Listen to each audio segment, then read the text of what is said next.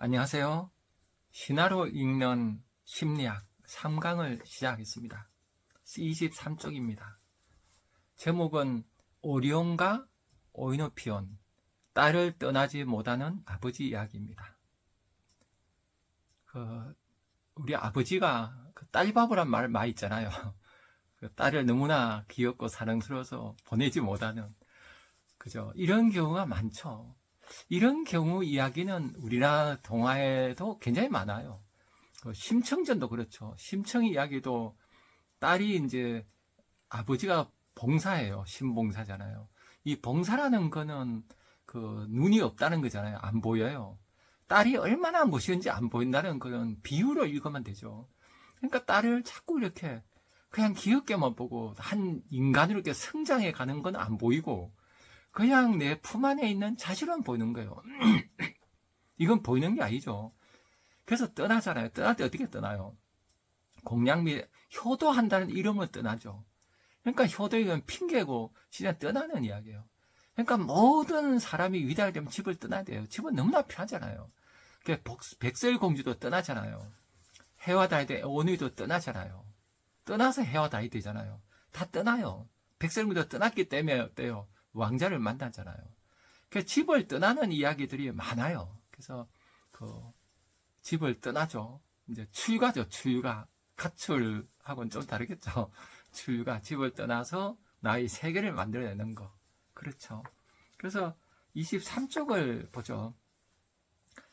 최고의 미남으로 유명한 오리온이라는 사냥꾼이 있었다. 어느 날 그는 메로페라는 처녀와 사랑에 빠지게 되는데 그녀는 오이노피온의 딸이었다. 오이노피온은 술과 혈의 신 디오니소스의 아들이었다. 그의 피 속에는 아버지 디오니소스의 뜨거운 정열이 흐르고 있었다. 디오니소스는 술의 신이잖아요. 얼마나 막 뜨겁고 안에 올라오는 막 충동, 열광 막 이런 거잖아요. 그런 신의 이제 아들이에요.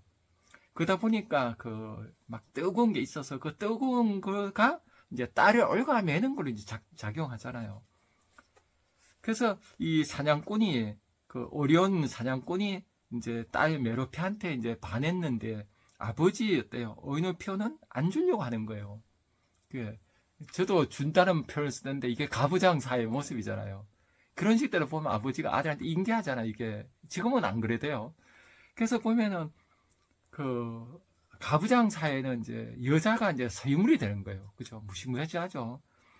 오이노피온은 오리온에게 메로페를 주겠노라고 약속하면서 대신 마을 사람들을 위협하는 사나운 들짐승들을 제거해달라는 조건을 내걸었다.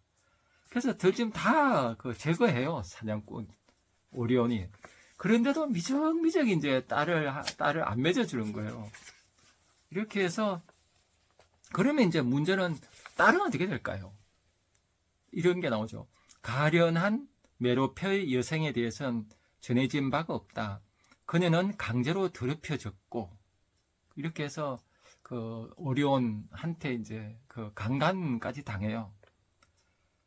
그래서 부림받았으며 아버지에 의해 자유를 박탈당했다. 그녀의 아버지는 딸을 놓아줄 생각이 전혀 없었으니 아마도 그녀는 여인으로서 독립된 삶을 살지 못했을 것이다. 그죠? 그래서 우리가 이런 신화들을 보면 어때요? 이게 인간의 원초적 관계를 말하죠. 그러니까 석기시대 같으면은 부족 전체 가족인데 이제 어때요?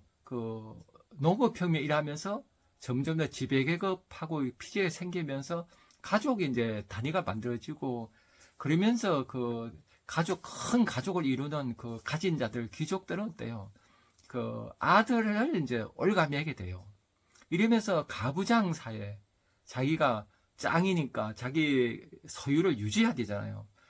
그래서 이제 잘난 아들을, 그죠? 아들 중에서도 잘난 아들 좋아하고 또 딸을 자기가 이제 소유하려 이런 게 이제 생겨요. 소유욕이 생겨요. 그러니까 구석기 시대, 농업혁명 이전에는 소유욕이 없었죠. 그냥 나물매 따먹고, 그죠? 그 나물매 소유할 필요가 없죠. 소유할 수가 없어요. 놔두면 다 썩으니까. 그래서 소유 자체가 없던 인간이 이제 소유욕을 갖게 되면서 딸도 이제 소유로 보는 이런 이제 생겨요. 지금 우리 사회도 그렇잖아요. 자식을 소유로 보는 거. 그죠? 헤파이스토텔 같은 것도 이제 버림받고, 그죠? 또 이렇게 해서 버림받은 아들, 못난 아들 버림받고, 또 우리 아동 같은 경우는 파리의 공주도 버림받고, 이렇게 되잖아요. 그래서 우리가 또 아킬레스 같은 경우는 엄마가 너무나 기대를 걸어서 자기처럼 신이 되라고 해서 또 힘들어지고, 그래서 부모는 어쨌거나 인간을 얽어매는 게 이제 큰 거예요, 가정이. 그래서 가족이 어떤 민주주의인 가정 되는 게 굉장히 중요하죠. 그래서 그 다음에는 그 25쪽을 보죠. 가족 사이에도 비정상적인 감정의 폭풍이 휘몰아칠 수 있다. 또한 아버지와 딸 사이의 관계가 원만하더라 하더라도 알게 모르게 문제가 발생할 수 있다. 세상의 모든 아버지는 딸의 첫사랑이다. 그죠? 딸이 처음에 만나는 남자가 아빠잖아요. 아들은 엄마고. 그러니까 아빠와 아들은 첫사랑이에요, 애들한테. 굉장히 중요한 역할이죠. 그래서 딸이 첫사랑이니까 아버지한테 얽어매일 수 있는 거예요. 아버지는 어린 딸의 모습에서 자신이 꿈꿔왔던 최고의 아름다움과 젊음을 본다. 딸에게서, 그죠? 그래서 이거를 되게 조심해야 되는 게, 이게 사랑이나 이러면 억제할 수 있는 거예요. 그러니까 우리가 해야 되는 건 뭐예요? 각자 성숙을 해야 돼요. 에고 중심의 인간에서 셀프 중심의 큰 인간이 돼야 돼요. 큰 인간 되면은 이제 아들하고 딸을 어떻게 해요? 사랑으로 볼 수 있어요. 그래서 각자 성숙해가는 그 자녀로 기를 수 있는데, 에고 중심인 사람은 어때요? 사랑을 한다 그러지만은 나 중심으로 사랑해서 날 얽어매게 돼요. 이렇게 해서 우리가 그 사랑은 아무나 하나 그런 말 있잖아요. 성숙한 자만이 사랑을 하죠. 그래서 우리가 사랑은 능력이에요. 능력을 갖춰야 되죠. 이는 결코 추한 일이 아니며 자연스럽고도 즐거운 일이다. 그러나 결혼 생활이 불행하여 그 속에서 아무런 기쁨을 누리지 못하고 여전히 운명적인 만남을 갈구하는 아버지가 있다면 그 운명을 딸에게서 찾으려 할 수도 있다. 그런 경우 아버지는 딸을 하나의 독립된 인격체로 인정하지 못한다. 오직 가슴이 넓고 따뜻한 아버지만이 딸을 떠나보낼 수 있다. 그죠? 떠나보내야 되죠. 그러니까 부모는 참 슬프죠. 자식 잘 기르고 언제 보면은, 그죠? 둘이 있다가 셋, 넷 됐다가 다시 또 둘이 되는 게 이제 부부잖아요. 저도 이제 그 노인이 되니까 우리 각시랑 둘만 남았어요. 자기들 다 떠나고. 어떨 때는 황량한 느낌이 들 때가 있죠. 이럴 때 이제 우리가 내 성숙을 기해야 되죠. 내가 성숙해야지 아이들 독립된 인간으로 자라게 할 수가 있죠. 어느새 어린 딸은 성숙한 여인으로 자랐고 자신과 어울리는 짝을 찾으려 한다. 신화 속에는 메로페의 어머니에 대한 이야기 없다. 아버지와 딸은 그들만의 세상 속에 살고 있다. 이는 아내보다 딸에게서 정서의 유대감을 가까이 느끼는 아버지와 적지 않음을 반영하는 것이다. 그러니까 이 세상에 어머니는 없거든. 아버지와 딸 둘만 있는 세상. 이거를 락강이라는 학자가 있죠. 프랑스의 차크 락강이라는 정신분석 학자는 이자관계, 둘만 있는 관계예요. 이 관계는 상상계라는 얘기를 해요. 아버지가 딸을 보면서 자신을 보는 거예요. 딸도 자신을 보고. 그러니까 둘을 독립된 존재로 보는 게 아니라 둘이 서로 거울이 되어 있는 거예요. 이걸 거울 단계란 말 쓰죠. 락강은. 이러면 이제 심각해요. 이걸 넘어서서 상징계로 들어가야 된다 이거죠. 락강은. 이 세상은 또요. 이 세상은 우리 힘으로 어쩔 수 없는 큰 힘이 있잖아요. 나와 관계없이 이 세상에 있는 게 있잖아요. 큰 힘이. 그 힘을 우리가 받아들여서 나와 관계를 맺어야 돼요. 모든 걸 내 식으로 하려면 유아잖아요. 유아는 지멋대로 하려고 그러죠. 성숙한 인간은 어때요? 나와 다른 사람이 있다는 거. 나도 있지만 너도 있다. 타자를 존중하죠. 타자는 뭔가 하면 남이잖아요. 남은 나와 전혀 다른 사람이에요. 코드가 다른 사람이에요. 그런 사람을 영접할 수 있는 인간. 이게 성숙한 인간이죠. 이렇게 해야지 우리가 자식도 놓아줄 수가 있게 되죠.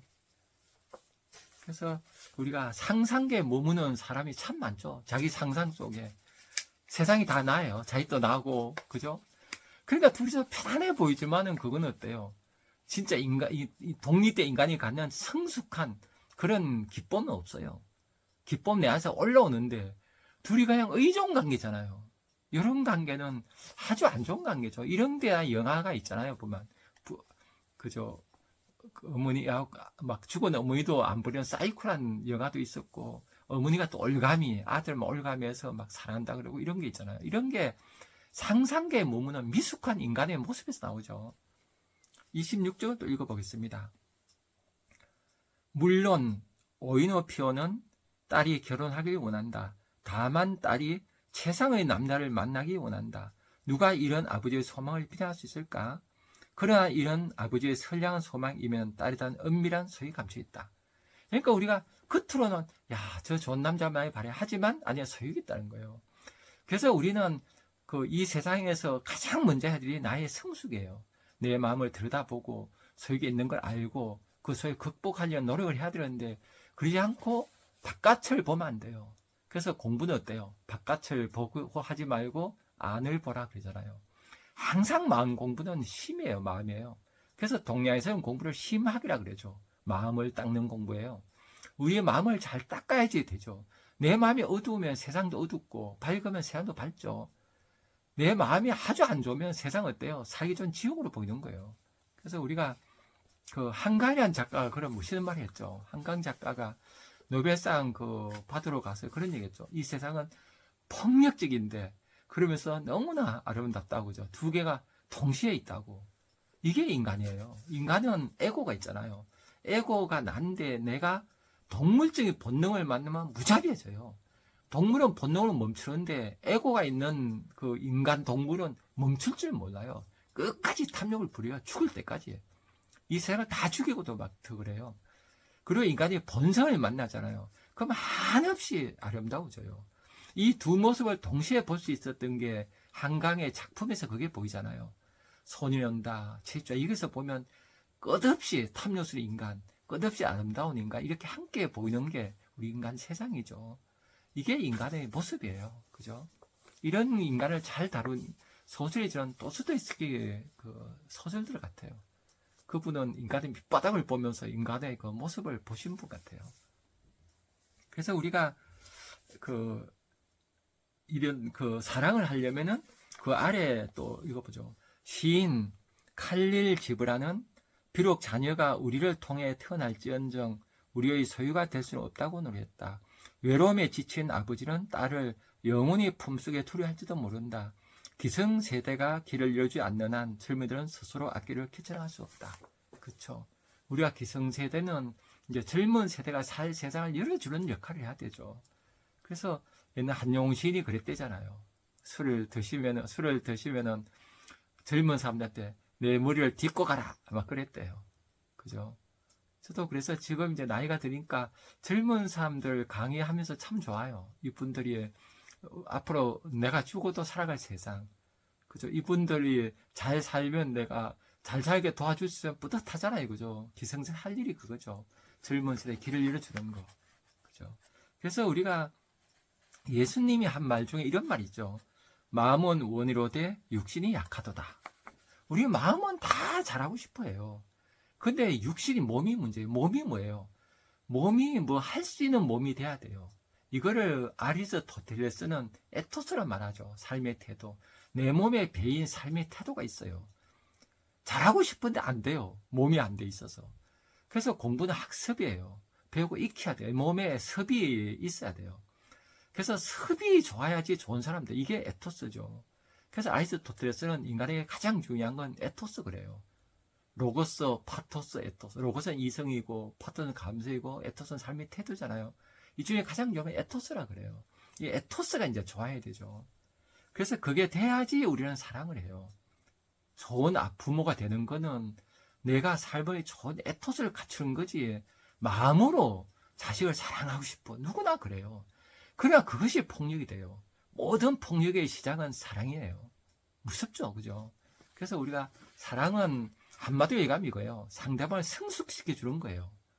그래서 이 사냥꾼이, 그죠? 그렇게 사랑하는 한 외로페를 아빠는 못 해주잖아요. 그래 뭐 성숙하지 못해서 그렇죠. 그래서 우리가 이 소유욕과 사랑을 서로 구분해야 되죠. 이런 거가 이제 우리가 사는 가부장 사회, 이 가부장 사회에 대한 고통을 실었었어요. 제가 한번 읽어볼게요. 진은영의 시죠. 유괴, 진은영. 아주 어렸을 적 혼자서 별들의 놀이터에 있을 때였다.